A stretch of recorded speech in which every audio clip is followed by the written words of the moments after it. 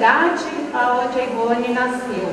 Então a gente fez uns slides e aqui está parte do grupo, né, que nem todos puderam comparecer, mas alguns dos participantes estão aqui. Eu sou a coordenadora, meu nome é Clélia, a Liane também é coordenadora do grupo, a Gisele é quem vai apresentar o nosso trabalho e as demais estamos dando apoio para ela, tá bom? Então, boa tarde a todos. Ainda sobre a emoção do teatro, que foi muito legal, parabéns, Grupo Milênio. Tá, a gente vai tentar falar um pouco da cidade onde a Ivone nasceu. Tá? A gente não conseguiu muitas fotos da época, até porque faz muito tempo, né? Mas a gente vai tentar falar como surgiu, como que foi dado o nome e como que está mais ou menos a atualidade dessa cidade, tá? Então, como todos sabem, ela nasceu no dia 24 de dezembro de 1900, tá? Foi depois de um baile na casa da avó materna, não sei o que houve nesse baile, mas ela nasceu, foi num sítio. Eu tenho informações que o nome do sítio é Rapaquejo, mas não sei dizer se é esse nome mesmo, se é verídico, né? E ficava na antiga vila de Santa Teresa, que atualmente se chama Rio das Flores. Essa região, ela fica na divisa com o estado de Minas Gerais, tá? Fica no estado do Rio de Janeiro, com divisa do estado de Minas Gerais. Aí a gente mostrou um mapa para dizer mais ou menos, para ter uma noção de mais ou menos aonde fica. Então, Rio das Flores, a antiga Vila Santa Teresa, tem um rio que corta o estado, né, que faz a divisa com o estado de Minas Gerais, tá?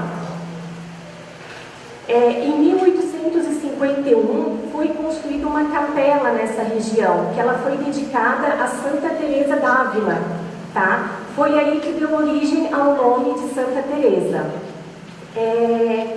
A região ela surgiu durante o ciclo do café, tá? E ela pertencia ao município de Valença.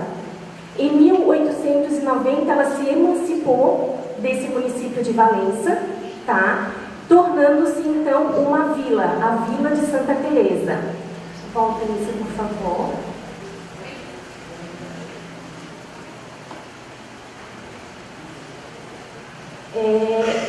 Uma curiosidade que aprecia bastante é que foi nessa capela que Santos Dumont foi batizado.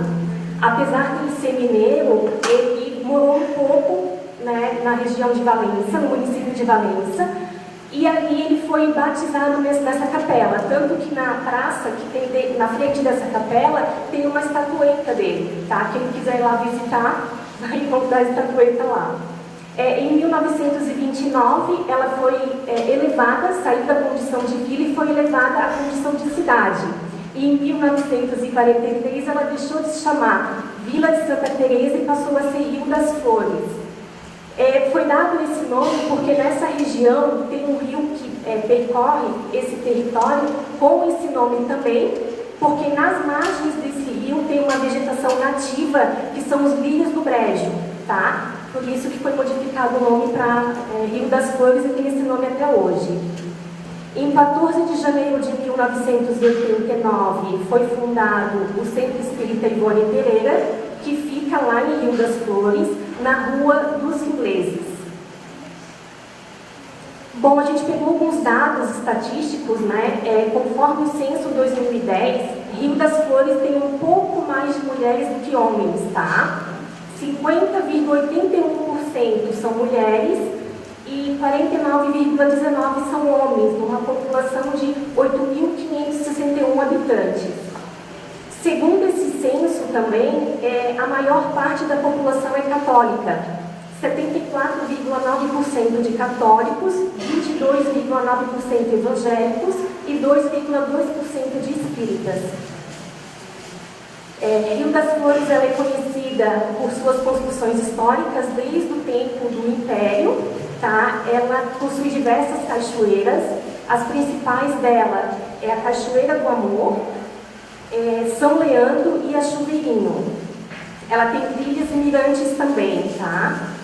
Atualmente a economia é baseada na atividade agrícola e pecuária, investindo no turismo rural e histórico.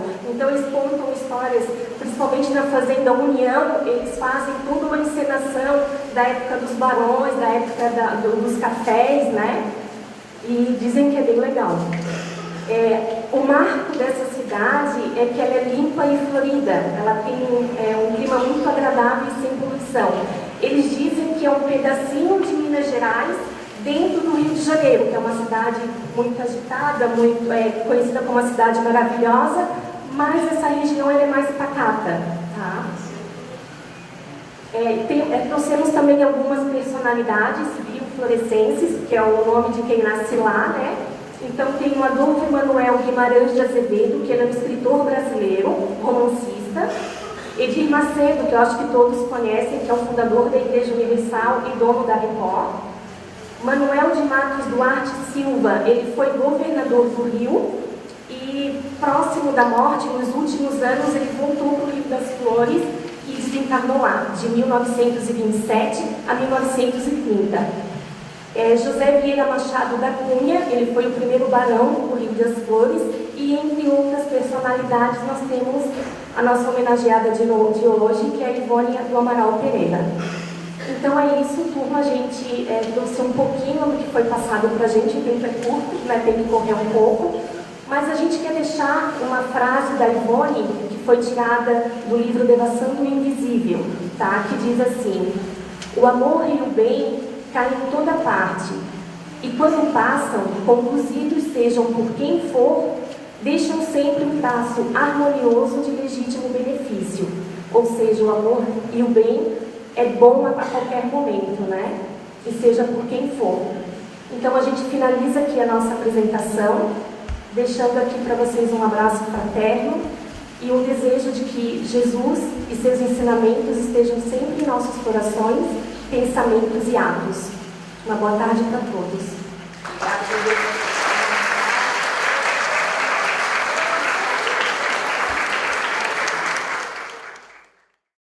Eu sou Simone Carlos Luiz e nós teremos José Agostinho e a Shelly para a apresentação. Boa tarde a todos.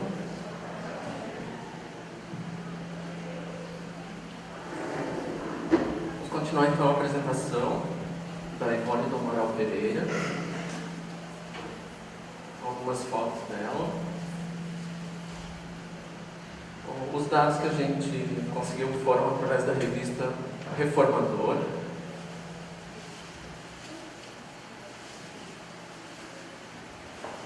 A filiação, os pais dela: o pai Manuel José Pereira Filho e a esposa Elizabeth do Amaral Pereira.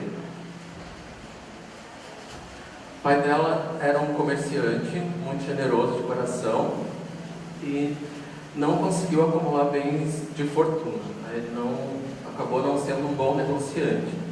Por 3 vezes ele faliu, porque ele favorecia os fregueses em benefício, ao invés de se favorecer, favorecia os fregueses. Em 1935 ele passou a funcionário público, até a sua desencarnação, que se deu em 1935. A Ivone foi criada com muita modéstia no lar dela. Os pais dela eram muito caridosos, inclusive acolhiam moradores de rua, e ela se distanciou desde cedo das vaidades do mundo. Aprendeu com muita humildade a sua condição social e compreendeu também as necessidades dos seus próximos. Aprendeu com seus pais a servir o próximo, mais necessitado do que a si mesmo. Até os 10 anos de idade, ela vivia sob os cuidados da avó paterna, em vista de algumas anormalidades experimentadas na sua infância, que eram decorrentes de reminiscências de vidas passadas. A partir dos 10 anos, ela foi morar com os pais, viveu em várias localidades do estado de Minas Gerais. Depois, com a desencarnação de seus pais, retornou ao Rio de Janeiro, ao estado do Rio de Janeiro, e passou a viver em companhia da sua irmã casada, Amália Pereira Lourenço. Ela cursou apenas o primário E esse fato foi uma grande provação para ela, não conseguiu avançar nos estudos. Ela não conseguiu aproveitar a vocação dela para o magistério e para a literatura. A instrução religiosa dela, ela já nasceu em um lar espírita, por assim dizer, e por isso nunca teve outra crença senão a espírita. O pai dela se tornou espírita antes do nascimento dela. Quando ela nasceu, o pai dela perguntou para um médium que ele conhecia: pergunta aos espíritos quem foi essa menina em outra existência. Então, já naquela época eles se preocupavam em saber quem haviam sido em outras existências, já havia essa curiosidade. O médium respondeu que ela teve uma existência que foi camponesa na Bélgica, e o passado dela foi bem tumultuoso. Ali tem um mapa da Bélgica, né, fica entre a França e a Alemanha, o que mais tarde alguns acontecimentos da vida dela confirmaram. Recebeu, portanto, do próprio pai as primeiras instruções no que diz respeito ao espiritismo. Ele já fazia naquele tempo reuniões semanais de estudos doutrinários com os filhos, já naquela época. Ela teve professoras católicas também, respeitava o catolicismo, respeitava as outras igrejas, mas a única religião dela realmente foi sempre o espiritismo. Ao completar 12 anos de idade, o pai dela deu de presente para ela o Evangelho segundo o Espiritismo e o Livro dos Espíritos. E esses dois livros eram os favoritos dela de toda a literatura espírita, assim também o Livro dos Médiuns. Aos 13 anos, começou a assistir às sessões práticas de espiritismo. Ela se encantava com as práticas de espiritismo, pois via espíritos comunicarem, inclusive Bezerra de Menezes e outros assistentes espirituais, já aos 13 anos, idade bem precoce. Fez um grande aprendizado da prática espírita desde a sua adolescência. A partir dessa fase, adolescência, a mediunidade dela tornou-se um fenômeno comum. Dizia receber a maior parte dos informes.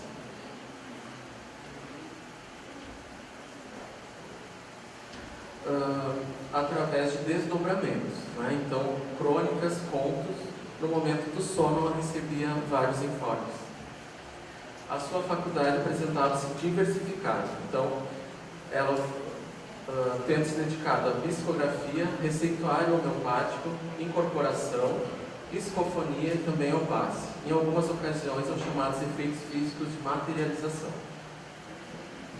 Também dedicou-se à atividade de desobsessão.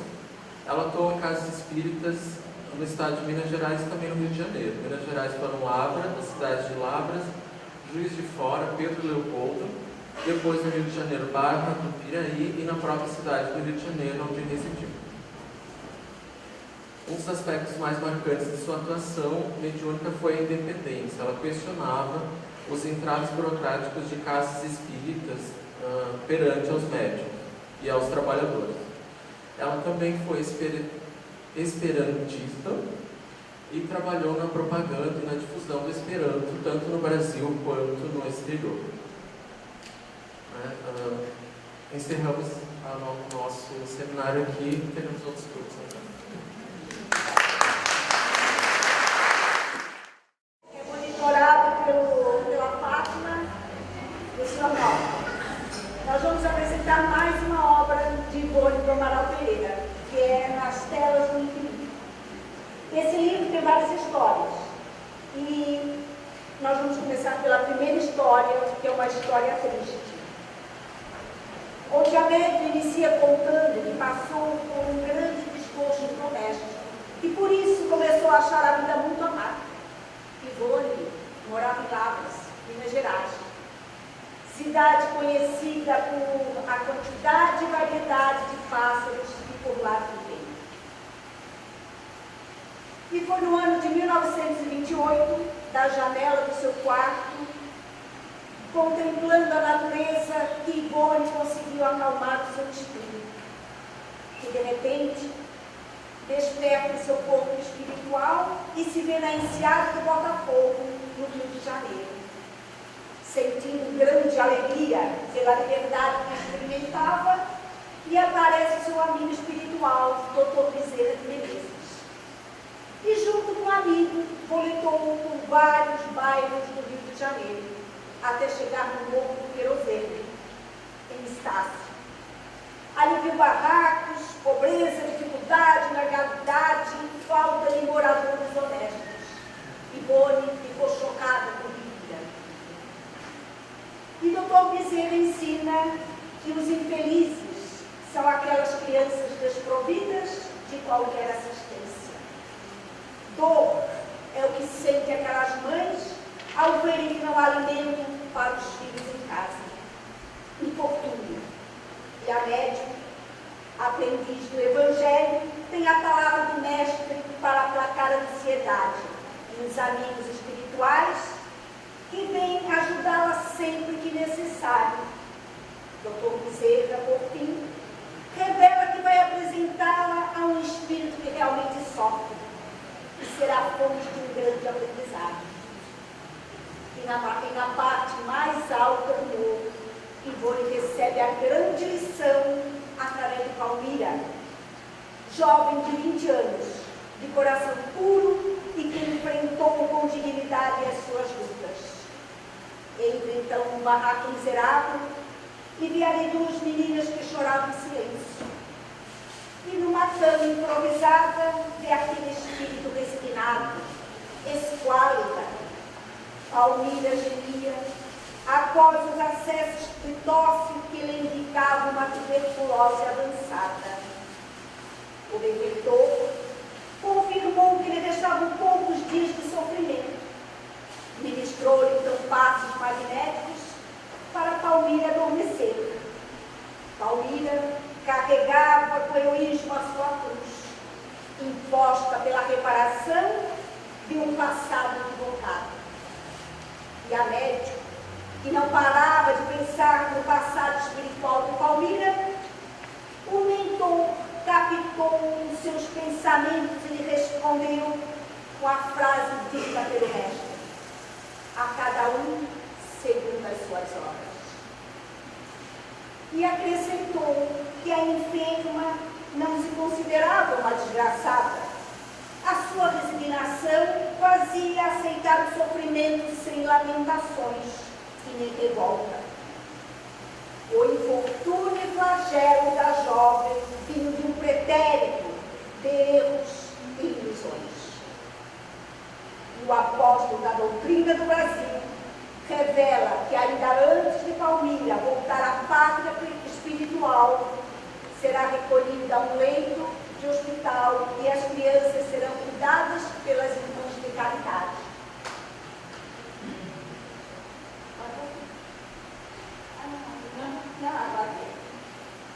E aqui inicia a narrativa de uma jovem ambiciosa que viveu no século XIX de forma irregular, se prostituindo e destruindo lares. Essa é a famosa Palmira, sedutora, linda, que morava num belo palacete no Rio de Janeiro. E apesar dos equívocos, a cortesã contava com 5 irmãos mais novos. Teve pais que orientou na honestidade e no amor. E aos 15 anos já tinha uma beleza notável. E foi nessa altura da vida que ficou órfã de pai e se viu obrigada a ajudar a mãe no sustento da casa. As duas trabalhavam de noite na costura.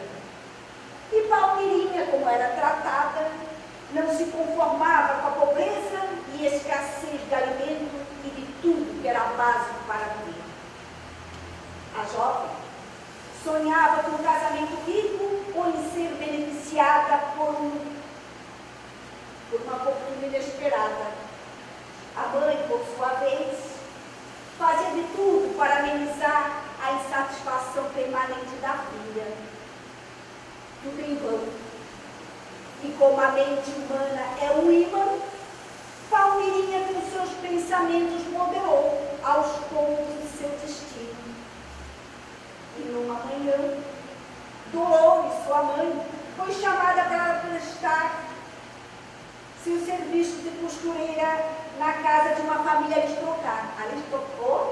aristocrata. Opa.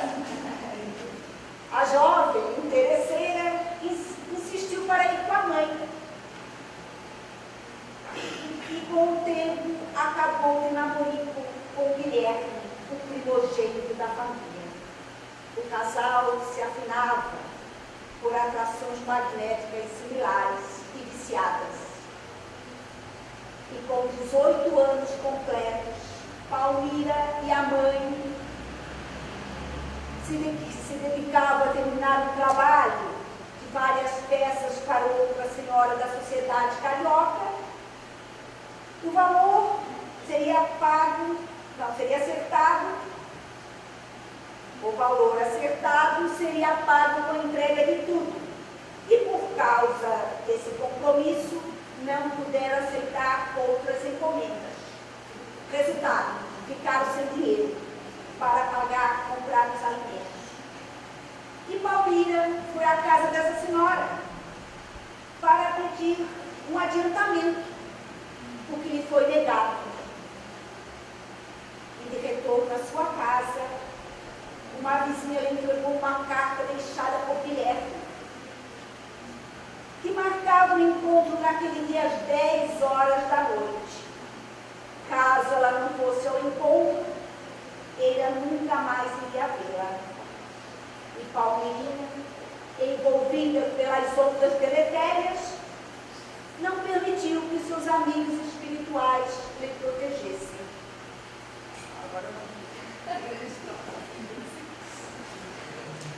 Boa tarde a todos. Dando prosseguimento à nossa história da Ivone. Então, a criançada triste, sem o jantar e o café da manhã, choramingava medrosamente, interrogando a irmã e a mãe quando seriam alimentados. Então, a Palmira ela não sentia fome, sentia ódio, revolta e desespero. A sua mãe aflita correu até uma padaria pedindo pães afiados, né? O dono entregou os piores pães da padaria, caso Dolores não honrasse com a dívida. Pobre mãe, vendo seus filhos sofrendo, procurava dar o melhor de si. Palmira abordava em silêncio. De vez em quando lançava olhares furtivos para o velho relógio. Eram 10 horas, a hora combinada. A bordadeira tirou em cima da mesa as costuras, tirou o avental, dizendo à sua mãe que bastava de sofrimentos. Estava revoltada. Ela não aguentava tanta miséria e tantos desesperos. Palmira desdenhou os conselhos maternos e saiu. Sua mãe, desesperada, ainda correu atrás da filha com medo que ela colocasse fim à sua existência. Mas viu de longe aquele namorado dela, né, de carro recebendo-a. Era o antigo namorado dela. Amanhecia e Palmira ainda não tinha voltado. O esforço, a fome e a expectativa causaram-lhe febre na mãe, produzindo calafrios e gerando em sua mente terrores e alucinações. Sobre a máquina de costura estavam esquecidas as peças do rico enxoval. Dolores não conseguira voltar ao trabalho, tamanho era sua angústia. Palmira havia abandonado ela e seus irmãos por aquele rapaz. E às 8 da manhã, com sono e conformada, com infortúnio, Dolores só sabia chorar. E o que poderia fazer? Não poderia ir até os vizinhos e também a polícia, pois poderia expor mais a sua filha. Não conseguiria sair de casa. Ir aonde? Não possuía nenhuma moeda para pagar quem a levasse. Tinha que terminar as costuras, levá-las às donas, além de cuidar da necessidade dos pequenos filhos. Enquanto refletia a situação, a mãe dela ouviu que alguém batia a porta. Seu coração ansioso por qualquer esperança revigorou-se, supondo que a filha tinha retornado ao lar. Correu para a porta quando um dos pequeninos entregou-lhe um envelope, onde ela, além de uma carta, havia uma nota de 100 mil réis, que para ela era uma pequena fortuna naquela época. Dolores releu o bilhete várias vezes e finalmente compreendeu. Abraçou os filhos pequenos e eles começaram a chorar. Dolores deixou-se dominar por uma crise nervosa, repousando o alívio de um desmaio, que o anjo de misericórdia lhe impôs como suprema esmola no momento. Na carta, Palmira pede perdão à mãe por não suportar a situação que viviam, as misérias e as humilhações. Enviava dinheiro para que ele pudesse ter o alimento do dia, preferindo viver em ambientes ilusórios e com ele se ajustando, tornando-se assim moralmente desgraçada em um abismo de lama e de podridão. Bezerra diz que Palmira poderia ter se contido, preferindo ao carinho materno aos desvios obscenos da prostituição. Se a noite exigente tivesse se portado com mais humildade, concedendo um adiantamento. Ele fala que a fome é péssima conselheira e que a miséria produz revolta e desvarios. Apenas um coração inspirado no ardor da fé imaculada, na bondade do Pai, poderá atravessar testemunhos como aquele sem se desviar. Palmira, então, mais tarde, se vingou-se do primeiro amante, traindo-o após perceber que fora menosprezada, e desta forma outros vieram. A jovem buscava aqueles que proporcionariam muitos ganhos para ela. Nos primeiros meses, socorrera a mãe e os irmãos. Dolores desgostosa e doente, aceitava auxílio como uma esmola. Tempos depois, Palmira soube que a mãe havia se casado com um generoso chacareiro e se mudado da capital. Palmira então perdeu o interesse da família. Os anos passaram e a beleza graciosa da bordadeira desapareceu. O frescor e o aveludado das faces rosadas foram-se, e a pele carquilhou-se, as faces se encovaram. A velhice, uma velhice desesperadora do vaidoso e egoísta que assim endeusou, servindo-se de todas as paixões para a satisfação de caprichos, esse declínio tenebroso, que ela começou a sentir, de quem não quer envelhecer por ter sido escravizada às ilusões do mundo. Então, pela primeira vez, lágrimas rolaram dos seus olhos, surgindo a necessidade de reparação. Palmira começou a trabalhar em benefício dos desamparados, socorrendo órfãos, viúvas, paupérrimos, recordando quanto sua mãe sofreu.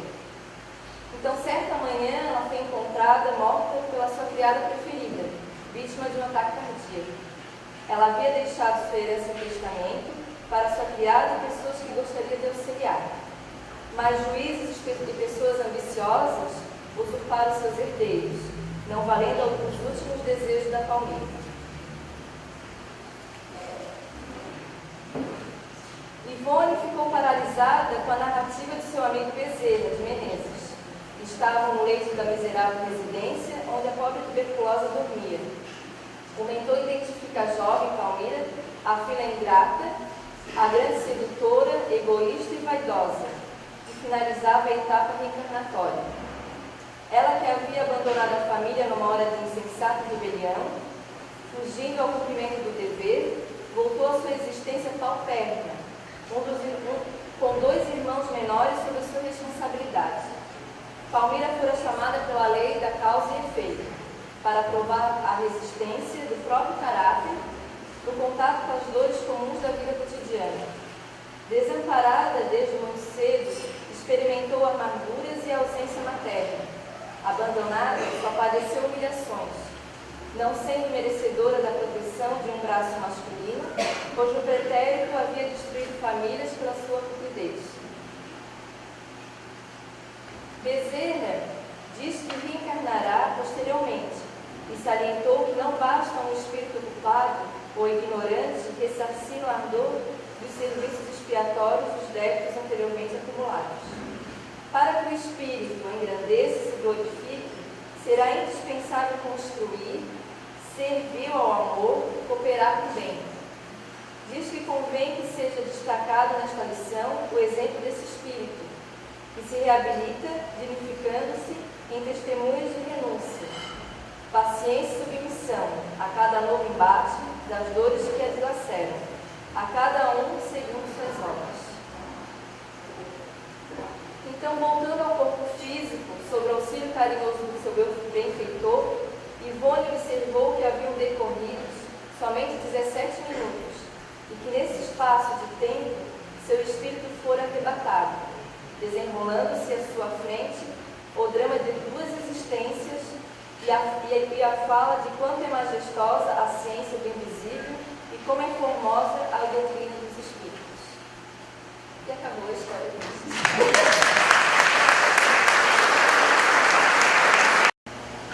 Boa tarde a todos. Vou falar um pouco sobre os temas relacionados à consequência do suicídio, né? Esse tema tão importante para nós espíritas, que viemos há muito tempo já fazendo uma prece no grupo, todas as noites, de grupos de estudos, uma prece para os nossos irmãos suicidas.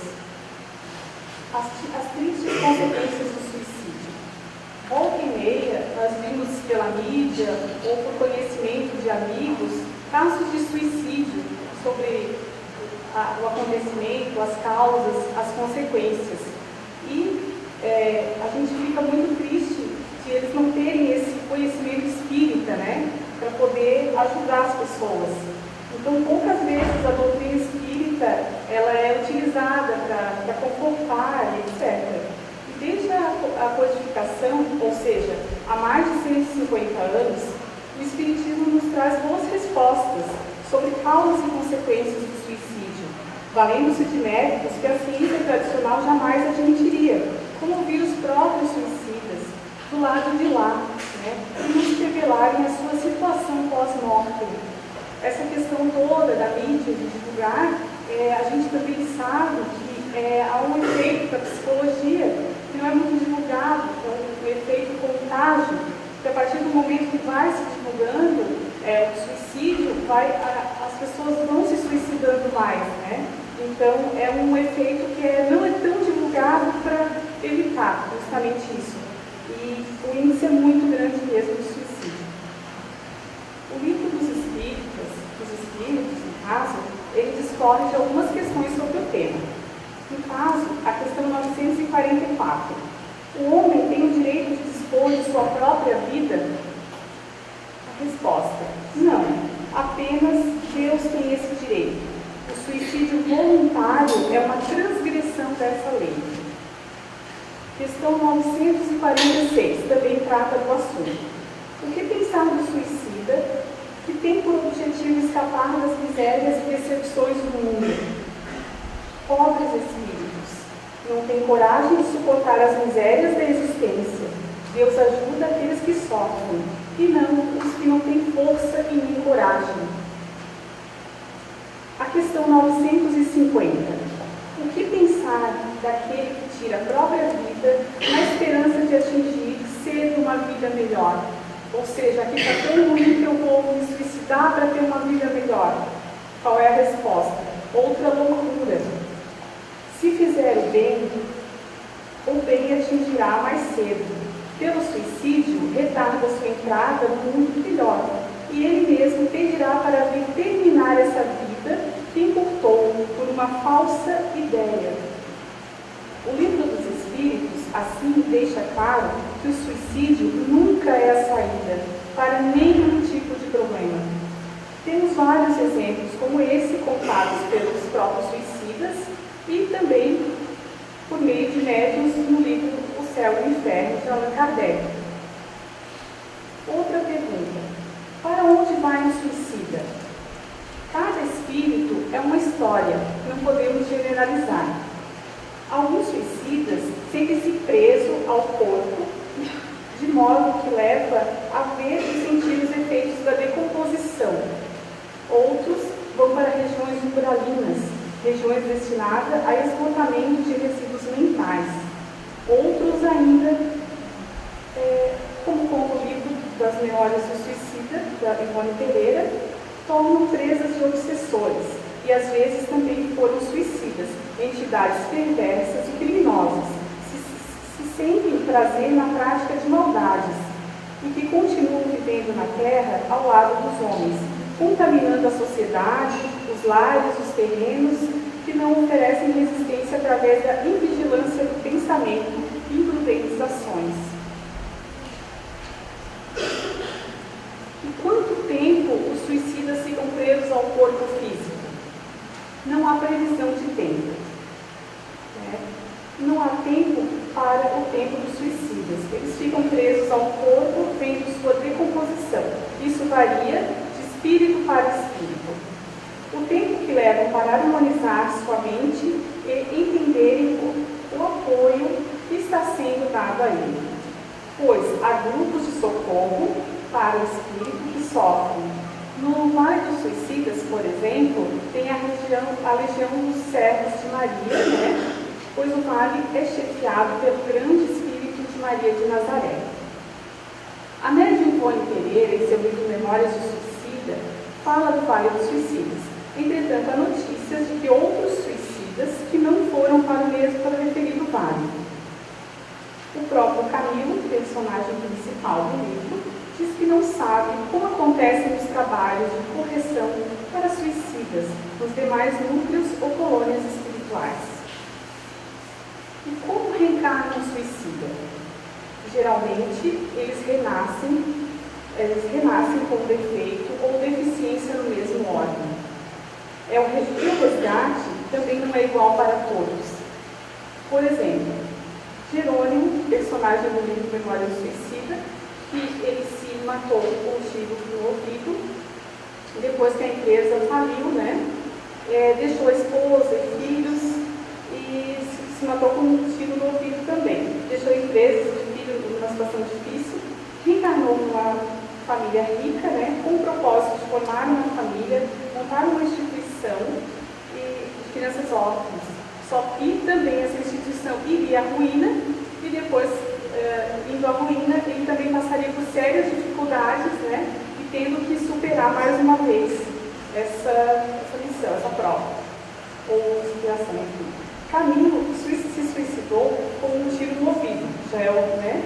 Quando se viu totalmente cego, o personagem principal do livro que estamos apresentando, tornou um grande trabalhador do Vale dos Suicidas. E após 50 anos, ele retornou, né, para, com 40 anos, ficar cego novamente, passar por toda essa prova e desencarnar com 60 anos. Né? Ou seja, ambos deram um tiro no ouvido e o resgate foi diferente. Outra pergunta. É errado matar-se para salvar uma vida? Sacrificar uma vida para outra? Só sem intenção de morrer, no caso dos bombeiros, né, que fazem um trabalho maravilhosamente bem, salvando vidas, né, na verdade até um ato heróico, né. Então, isso é um ato heróico, é aceitável. Agora, suicídio nunca. Portanto, deixamos claro que só Deus tem o direito de retirar a vida. Deus não castiga o suicida. É o próprio suicida quem se castiga. Através da sua consciência pesada, o tribunal do suicida e de todos nós é a nossa consciência. Se o ato do suicida é covarde ou corajoso, não podemos precisar, porque há casos de loucura onde o suicida, por estar em estado de demência, não pode avaliar o ato que está cometendo. O exemplo é o caso de Getúlio Vargas, em que o livro de Emmanuel relata que ele não foi considerado suicida, porque uma vez que ele evitou uma guerra civil com a sua morte, né? Como veremos, cada caso é um caso. Por isso aprendemos a não julgar pela aparência, pois não sabemos se fomos ou estamos sendo suicidas indiretos, né? Ou seja, aquele que se mata devagarzinho, através de bebidas alcoólicas, de vícios, uma pessoa que tem uma doença de diabetes e fica comendo doce, ou outras, sexo desregrado e outras tantas condições que vamos nos suicidando indiretamente, como a gente pode ter visto no filme Nosso Lar, do André Luiz, né? Então, são consequências que não é voluntário direto, mas é indireto, mas também é um suicídio.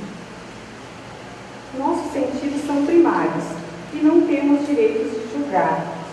Só há um juiz, perfeito e infalível, Deus. Para nós cabe a caridade da prece a esses irmãos. Portanto, vou encerrar com uma frase: não se mate, você não morre. Obrigada.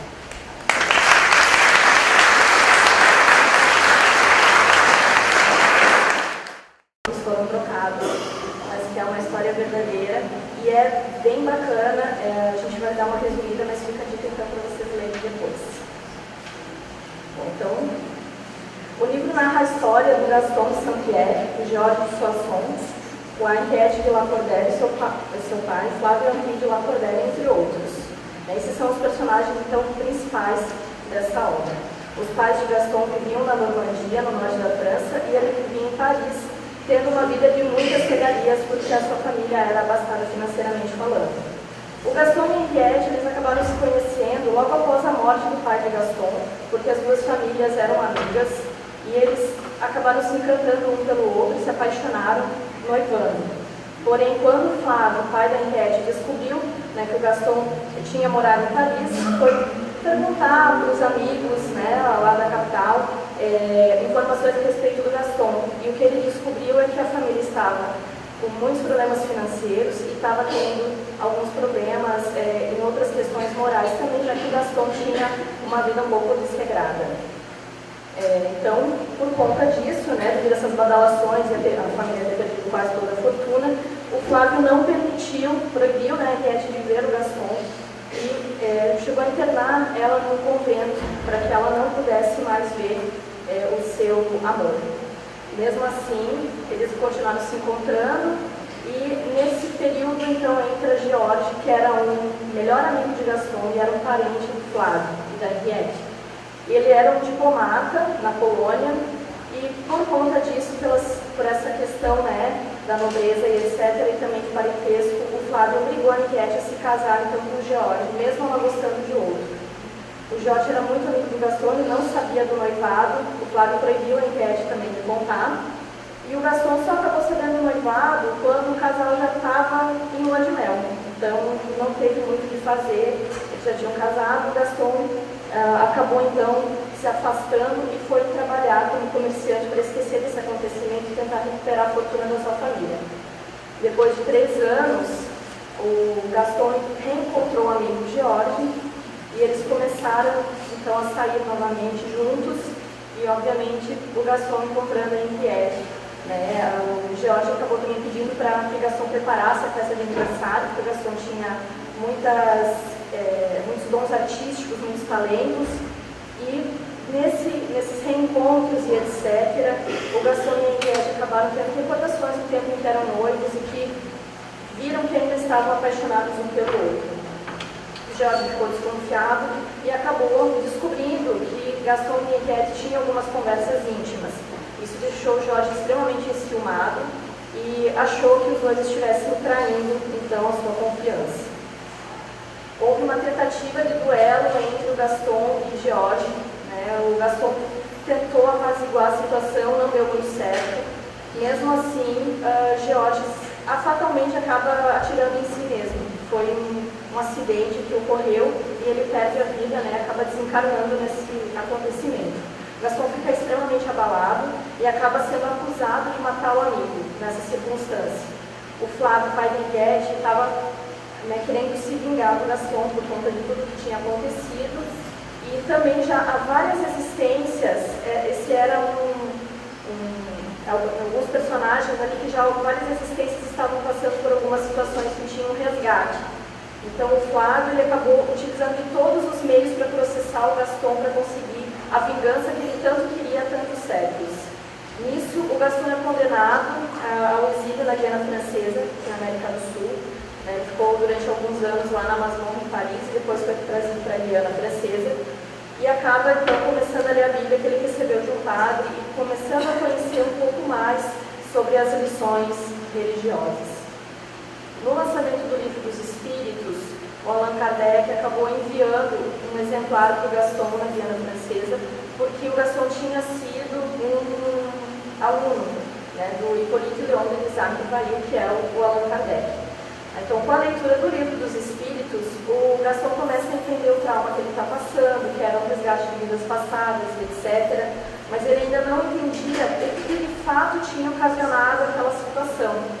E certa noite, então, ele acabou sonhando com o Georges, seu amigo, e junto com o guia de Gaston, os dois então levaram o espírito de Gaston, mostrando a sua existência anterior e o que tinha causado. Fazendo um resumo bem breve, basicamente, Georges e Gaston já tinham sido apaixonados por Henriette, numa outra existência, tinham outros nomes, obviamente, E nessa situação, o Flávio era sogro da Henriette, naquela situação. Mas o Gaston acabou tendo um caso com a Henriette, fugiu com ela, e o filho do Flávio naquela existência acabou se matando por causa disso, se suicidando. Então, por isso que tinha esse resgate e essa vingança que o Flávio queria, né, em relação ao Gaston. Depois do Gaston saber, por meio do Espírito de George, tudo que tinha sido, né, tudo que tinha acontecido, ele consegue então, que tinha sido extinta a prova do cárcere, ele consegue fugir da prisão e vem para o Brasil. E nisso ele começa a se corresponder com a sua mãe, que ainda estava viva, isso já fazia 10 anos que ele estava na Guiana Francesa, e também começa a se corresponder com a Henriette. Logo depois, a mãe de Gaston acaba desencarnando, eles não se encontram, mas a Henriette, que já havia também perdido o pai, claro, já tinha desencarnado, então ela decide vir para o Brasil com a mãe dela para reencontrar Gaston. E assim eles acabaram se casando e vivendo aquele amor que já vinha de algumas existências, com a bênção do George, dos pais de Gaston e do guia também de Gaston.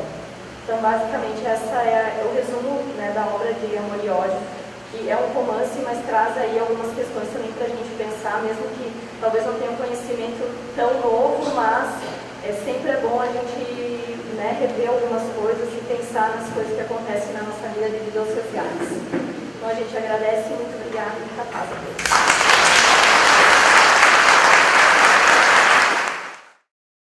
Como o ESG complementar, como único, a responsabilidade é o nome do grupo. Eu e a Sandra somos coordenadoras, a Marlene é a nossa estagiária e grande parte do grupo está aqui, alguns estão ausentes.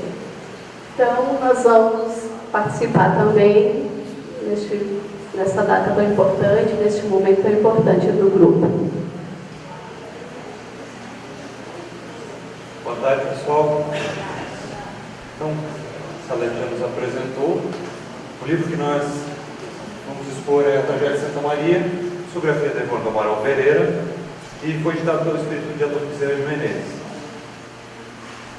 Nós decidimos trazer tematizar o foco do livro para o foco dos sonhos, e dentro desse foco nós separamos 3 tipos principais de sonhos. O primeiro tipo são sonhos comuns ou sonhos ordinários, que são sonhos ligados à matéria. Então é importante a gente lembrar de 3 coisas, que nós somos formados pelo corpo físico, pelo corpo espiritual e pelo espírito em si. Então, nesse primeiro tipo de sonhos comuns, são sonhos mais relativos à matéria, que são sonhos que, enquanto a gente dorme, o nosso corpo material produz. O segundo tipo são os sonhos reflexivos ou mistos, que incorporam os três elementos, o espírito, o corpo perispiritual e o corpo material. Então são sonhos que a gente costuma ter alguma dificuldade de lembrar e são um pouco mais complexos, às vezes meio sem pé nem cabeça. E o terceiro tipo são sonhos espíritas, ou sonhos etéreos, ou puramente espíritas, ou sonhos profundos, como a gente encontra em diversas bibliografias. E esses sonhos, eles normalmente são os sonhos do espírito. Então, é muito difícil que nós tenhamos lembrança deles. Tá ali. Durante o sono, a alma repousa como o corpo? Não. O espírito jamais está inativo. Durante o sono, afrouxa-se os laços que o prendem ao corpo e, não precisando este, então, da sua presença, ele se lança pelo espaço e entra em relação mais direta com os outros espíritos. Podem 2 pessoas que se conhecem visitar-se durante o sono? Certo. E muitos que julgam não se conhecerem costumam reunir-se e falar-se. Podeis ter, sem que eu suspeiteis, amigos em outro país. É tão habitual o fato de irdes encontrar-vos durante o sono com amigos e parentes, com os que conheceis e que vos podem ser úteis, que quase todas as noites fazeis essas visitas.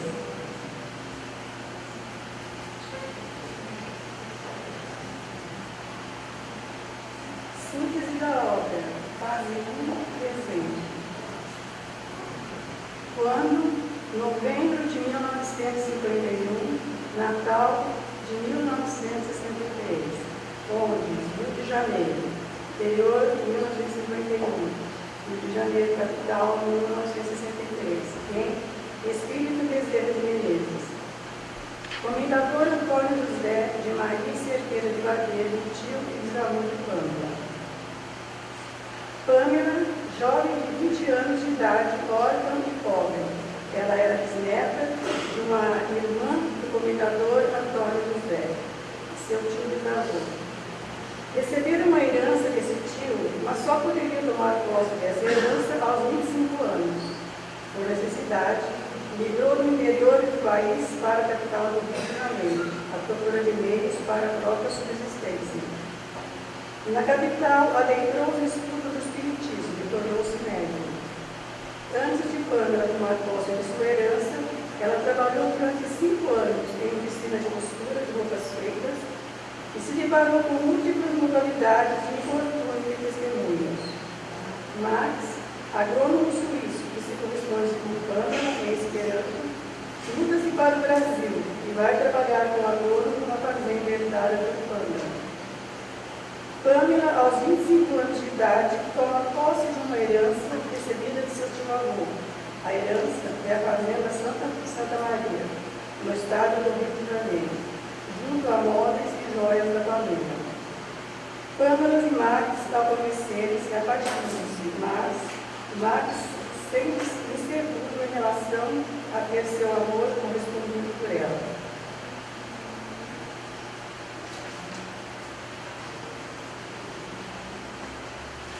Qual era a relação de Pâmela e Max no passado? Quando? Foi no período final da escravidão e onde? Na fazenda de Santa Maria do Rio de Janeiro. Quais eram os personagens? Médico Bezerra de Menezes era amigo do comendador e padrinho de Esmeralda. Comendador Antônio José de Maria Siqueira de Barbeiro, escravocrata, pai de Esmeralda. Severina Soares, segunda esposa do comendador Antônio José. Ana Maria, filha do primeiro casamento de Severina Soares. Esmeralda era filha do comendador Antônio José. E Bentinho, abolicionista e estudante de Direito. Bentinho e Esmeralda se amavam desde os dias da juventude, onde estudavam em Coimbra, havendo, portanto, um pacto de esposais entre ambos. Casaram-se ao retornarem ao Brasil, por cobiça e ciúmes. Esmeralda foi estrangulada por sua madrasta, Severina Soares, e pela sua filha Ana Maria. Bentinho foi um emérito advogado, honorificado pela Universidade de Coimbra, passando ainda por Sorbona. Viveu em Paris durante algum tempo, onde vinha frequentemente a visitar a Suíça, país pelo qual nutria singular predileção. Ele era abolicionista. Bentinho foi acusado injustamente pela morte de sua esposa Esmeralda, pois Severino e sua filha, Ana Maria, organizaram provas falsas para incriminá-lo. Ele foi preso e morreu na prisão sem conseguir provar sua inocência ao comendador e à sociedade. Antônio Miguel foi nascido escravo, mas liberto no dia do próprio batizado, por uma carta de aforia fornecida pelos padrinhos, os quais justamente haviam sido Esmeralda e o comendador Antônio José. Anos mais tarde, confessa ao comendador que viu o estrangulamento de sua madrinha, pois estava no seu quarto febril e debilitado por uma enfermidade. Ele ainda sobrevivia quando Pâmela toma posse da herança. Ele é o velho serviçal que mostra a casa e os aposentos da fazenda de Santa Maria.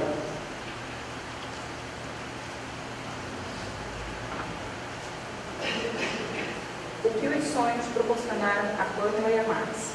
Primeiro, Pâmela ia visitar seu amado Bentinho, amor de uma reencarnação passada, durante o sono. Bentinho, agora reencarnado como Max, morava na Suíça e durante o sono a incentivava a estudar o Esperanto, para que pudessem se comunicar e se encontrarem em breve. No plano físico, um dia Pâmela encontrou uma revista em Esperanto, na qual havia uma publicação de um engenheiro suíço oferecendo-se para trabalhar como agrônomo no Brasil. Segundo, Pâmela e Max, nas vésperas de seu matrimônio, receberam de presente do espírito de Barbeiro a história de Esmeralda e Bentinho, em reencarnação anterior, para que, após conhecê-la, na manhã seguinte, ao despertar, se sentissem profundamente mais ditosos. Terceiro, Max, ao visitar certa casa, quase subterrânea, reconhece-o como sempre o mesmo que, em sonhos persistentes, via-se inocente, algemado sob torturas morais e físicas. Ele achava tão familiar alguns locais e situações a ponto de dizer que em seu ser psíquico havia um registro de que já havia vivido ali, em uma outra vida. Ele estava bem certo agora de que a reencarnação, que outrora tanto empenhava, era lei cuja veracidade irresistível se impõe ao nosso raciocínio como ao bom senso de cada um. Palavras de Marx. Sinto as conclusões dessa lei vigária, dominadoras dentro do meu ser psíquico. Tudo isso me é tão familiar e grato ao coração que me pergunto se não nasci aqui, criei-me na Suíça e depois voltei, saudoso e comovido. Por vezes, lampejos de terror sacodem-me os nervos. Avalanches de desgraças teriam caído sobre mim. Foram reminiscências que ressurgiram dos túmulos profundos da mente ao contato desta paisagem que nunca esqueci.